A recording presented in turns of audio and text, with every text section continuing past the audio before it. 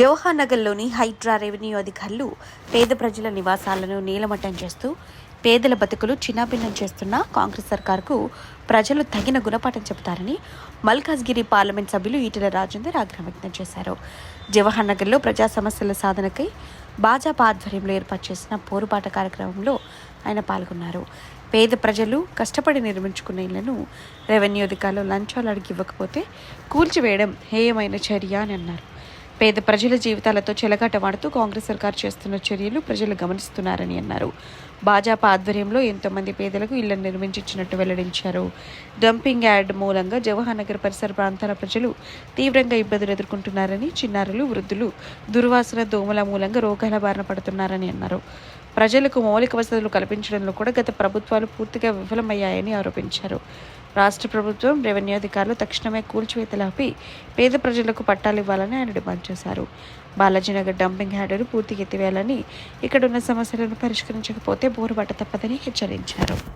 ప్రతి ఇంటికి రాకపోవచ్చు, ప్రతి బస్తీకి కూడా రాకపోవచ్చు.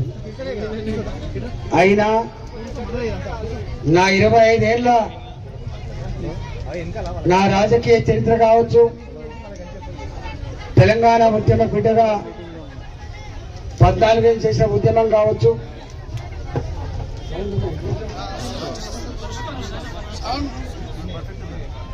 మీరు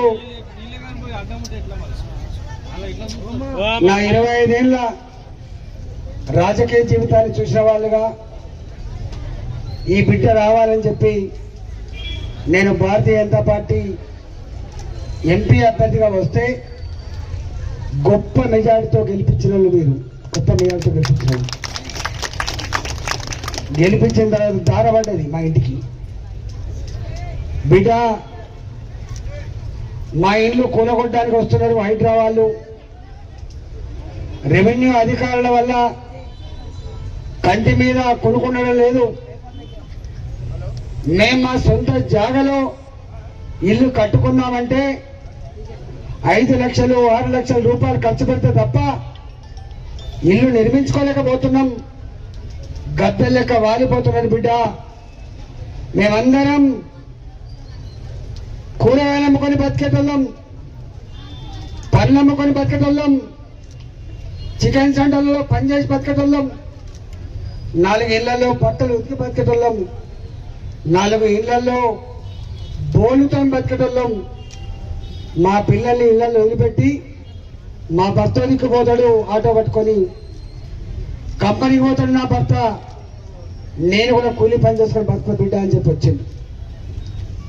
మమ్మల్ని పట్టించుకుని నాడు లేడు బిడ్డ, మీరైనా పట్టించుకోండి అని చెప్పి 100 దరఖాస్తులు 100 టీంలు వచ్చిన నాకు. నేనైనా చూసి మా విక్రమ్ రెడ్డి గారితో, మా బుద్ధి శ్రీనివాస్తో, మా సుదర్శన్ రెడ్డితో ఒకటే మాట చెప్పిన, మనమే పోదాం విక్రమ్ రెడ్డి చూద్దాంపా అని చెప్పి మేమే ఇవాళ మీ దగ్గరికి వచ్చినాం. మీ దగ్గర రాకముందు కూడా వచ్చినాం. ఒకనాడు పొట్ట చేత పట్టుకొని కన్న ఊరు అన్నం పెట్టకపోతే, ఉపాధి కలిగించకపోతే భార్య పిల్లలు వేసుకొని వచ్చిండ్రు. వాళ్ళ చుట్టాలింటిగా అంటారు. వాళ్ళ చిన్న పిల్లవాడు బయటికి పోగానే కుక్కలు పీక తినే అబ్బాయిని. మెదక్ జిల్లా కుటుంబం, వడ్లల కుటుంబం అనుకున్నా నాకు తెలిసి, చిన్న పిల్లగాన్ని కుక్కలు పీక తిని చంపేసినాయి. నేను ఆనాడు పోతే కళ్ళలో నీళ్ళు తిరిగినాయి. అంటే కళ్ళ ముందే వాళ్ళు వచ్చి 10 రోజులు కాలే. ఆనాడు 2 గంటలు ఉంటే వాళ్ళు చెప్పిన భయంకరమైన విషయాలు చూస్తే నిజంగా ఈ బాలాజీ నగర్లో, ఈ జవహర్ నగర్లో ఇన్ని లక్షల మంది ప్రజల జీవితాలతో ప్రభుత్వాలు చెలగాటమాడుతున్నాయని చెప్పి మరింత లోతుగా ఆనాడు అర్థమైపోయింది. అందుకే ఈరోజు జోగారావు గారు, అదేవిధంగా కమలాకర్ గారు ఇద్దరు మా అధ్యక్షుల నాయకత్వంలో ఈ దీక్ష చేపట్టినాం. ఈ దీక్షకు సంఘీభావంగా ఇంతకుముందే మాట్లాడిన మా మాజీ శాసనసభ్యులు ప్రభాకర్ గారు వచ్చిండ్రు, పక్క కాన్స్టిట్యూన్సీ సుభాష్ రెడ్డి గారు వచ్చిండ్రు, 3 జిల్లాల అధ్యక్షుడు వచ్చింది మీకు. మా ఎల్బీ నగర్ అర్బన్ జిల్లా అధ్యక్షుడు శ్రీనివాసరెడ్డి గారు వచ్చిండ్రు. అదేవిధంగా మా మల్లారెడ్డి గారు వచ్చిండ్రు, మల్కాజ్ జిల్లా అధ్యక్షులు మాజీ అధ్యక్షుడు రంగారెడ్డి గారు వచ్చిండ్రు, శిల్పారెడ్డి గారు వచ్చిండ్రు. మీకు తోడుగా కార్పొరేటర్లు కూడా వచ్చింది. జిహెచ్ఎంసీలో ఉన్న కార్పొరేటర్ ప్రేమ్ మహేశ్వర రెడ్డి గారు, పవన్ గారు, మా శేషగిరి గారు, మా సురేందర్ యాదవ్ అరుణ గారు, మా కంటోన్మెంట్ మల్లికార్జున గారు, అనేక మంది కార్పొరేటర్లు వచ్చిండ్రు.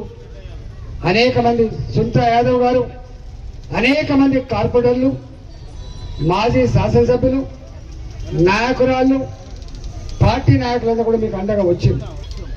నేను మా వాళ్ళకి ఒకటే చెప్పిన, బాలాజీ నగర్, జవహర్ నగర్ వాళ్ళకు తోడుగా నేను పోత కావచ్చు, కానీ ఈ పార్లమెంటు పరిధిలో ఉన్న అన్ని ప్రాంతాల అన్ని నియోజకవర్గాల నాయకులు రావాలి, వాళ్ళకు ధైర్యం కల్పించాలి, ఈ ప్రభుత్వానికి ఒక హెచ్చరిక చేసుకోవాలని చెప్పి మాత్రమే ఇక్కడికి వచ్చినాం.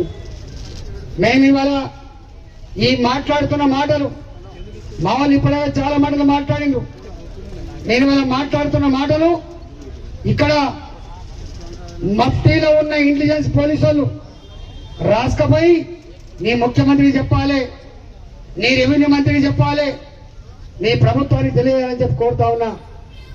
మేం ఎవరి వ్యక్తిగతంగా ఎవరి మీద ఆరోపణ చేయడానికి రాలే, మేము ఇక్కడికి కొట్లాడడానికి రాలే.